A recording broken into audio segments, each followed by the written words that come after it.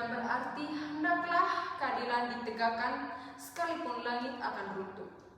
Adagium ini mengingatkan kita bahwa keadilan harus menjadi tujuan utama penegak hukum tanpa dipengaruhi oleh kekuasaan, jabatan maupun kepentingan tertentu. Halo semuanya, Assalamualaikum warahmatullahi wabarakatuh. Shalom, Om Swastiastu, Namo Buddhaya, salam kebajikan. Perkenalkan, nama saya Maria Alus dengan NIM 179. Saya di sini sebagai host dan rekan-rekan saya Eusebius Rahmat Gurugani dengan NIM 186. Dan saya Ica Ikrawati dengan NIM 180. Baik, selamat datang di podcast kita pada hari ini. Senang sekali bisa menemani kalian hari ini. Di episode kali ini kita akan membahas tema yang cukup menarik sekaligus sering menimbulkan perdebatan, yaitu jaksa, penegak keadilan atau alat kekuasaan. Kalau mendengar kata jaksa, mungkin yang terlintas di pikiran kita adalah seseorang yang menuntut pelaku kejahatan di pengadilan, tapi di sisi lain sering muncul pertanyaan, apakah jaksa itu benar-benar berdiri di pihak keadilan atau justru bisa dipengaruhi oleh kepentingan tertentu. Untuk membahas isu tersebut telah hadir bersama saya Ica dan Ebi sebagai rekan-rekan saya. Halo semuanya. Halo. Baik, kita mulai dari pertanyaan yang paling mendasar. Menurut Ebi nih, sebenarnya apa sih peran jaksa dalam sistem hukum Indonesia? Kalau secara umum, jaksa merupakan aparat penegak hukum yang memiliki tugas utama melakukan penuntutan terhadap seseorang yang diduga melakukan tindak pidana. Jaksa juga berperan mewakili negara dalam proses hukum. Jadi mereka punya tanggung jawab besar untuk memastikan proses hukum berjalan secara adil berdasarkan bukti yang ada. Oh, jadi jaksa itu sendiri yaitu memiliki tanggung jawab ya untuk mencari kebenaran serta memastikan proses hukum itu berjalan secara adil berdasarkan bukti yang ada. Berarti tugasnya bukan sekedar menghukum seseorang ya? Betul. Banyak orang mengira bahwa tugas jaksa hanya membuat terdakwa di penjara.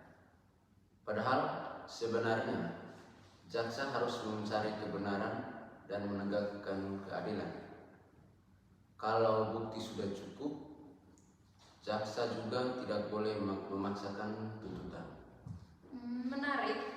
Nah, setelah mengetahui peran ideal seorang jaksa, saya ingin bertanya kepada Ica, mengapa masih ada anggapan di masyarakat nih bahwa jaksa itu dapat menjadi alat kekuasaan?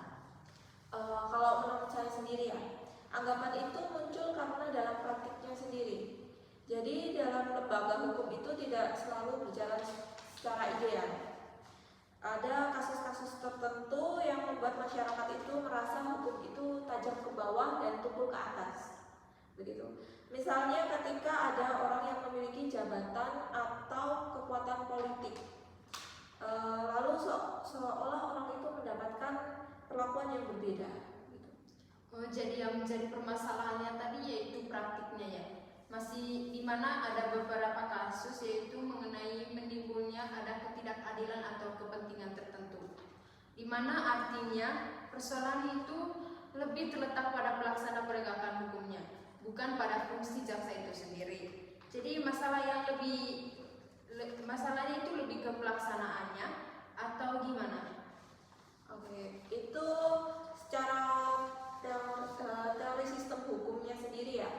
Hukum itu dibuat untuk adil, tetapi dalam praktik lapangannya sendiri itu bisa dipengaruhi berbagai banyak faktor. Misalnya itu seperti tekanan politik, kepentingan ekonomi, ataupun penyalahgunaan wewenang begitu. Wah, menarik sekali nih. Namun kita bisa menilai semua jaksa seperti itu. Bagaimana pendapat Ibi nih mengenai hal tersebut? Kalau saya setuju, tapi kita harus melihat pada sisi lainnya juga. Tidak adil kalau kita menganggap bahwa jaksa itu sebagai alat kekuasaan. ada juga jaksa yang bekerja di bawah tekanan secara profesional demi mempertahankan integritasnya meskipun menghadapi tekanan besar.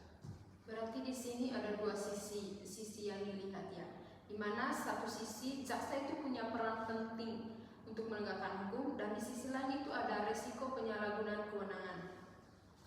Iya, betul sekali. Karena itu intervensi itu sangat penting. Jaksa itu harus bebas dari intervensi dari pihak manapun, agar keputusan yang diambil benar-benar sesuai dengan fakta dan hukum. Oke, tadi Ica sempat menyinggung mengenai pentingnya independensi jaksa. Menurut Ebit, mengapa independensi itu sangat penting? Kalau independensi itu tidak ada, apa dampaknya sih? Kalau menurut saya dampaknya itu sangat besar. Masyarakat bisa saja kehilangan kepercayaan terhadap sistem hukum. Kalau orang merasa hukum dipengaruhi kekuasaan, biasanya masyarakat mulai mempertanyakan ketika adanya perubahan atau perbedaan perlakuan antara kasus yang melibatkan masyarakat biasa dengan kasus yang melibatkan tokoh tertentu. Dari situ muncul kecurigaan bahwa penegakan hukum bisa dipengaruhi oleh kekuasaan. Ya, tetapi di sisi lain juga ya, kita juga tidak dapat langsung menyimpulkan setiap kasus besar itu pasti ada campur tangan dari pihak politiknya.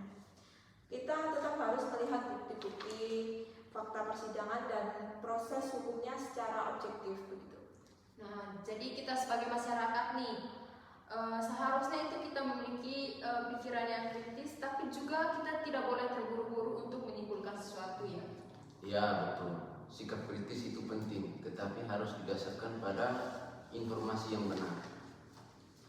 Baik, tidak terasa kita sudah sampai di penghujung podcast hari ini. Dari diskusi kita bisa disimpulkan bahwa secara idealnya jaksa itu merupakan penegak keadilan yang memiliki tanggung jawab yang sangat besar dalam sistem hukum. Namun, dalam praktiknya seringkali beberapa tantangan seperti intervensi kekuasaan dan penyalahgunaan wewenang bisa saja terjadi. Iya betul. Oleh karena itu diperlukan sekali integritas, profesionalisme, dan pengawasan agar keadilan benar-benar bisa ditegakkan. Gitu. Dan juga sebagai masyarakat kita perlu sadar hukum serta bersikap kritis terhadap proses penegakan hukum. Baik, terima kasih untuk Ebit dan Ica atas diskusinya hari ini, dan terima kasih juga kepada teman-teman yang sudah mendengarkan podcast kita pada hari ini. Sampai bertemu di episode berikutnya. Bye-bye semuanya. Terima kasih. Behind the Scene.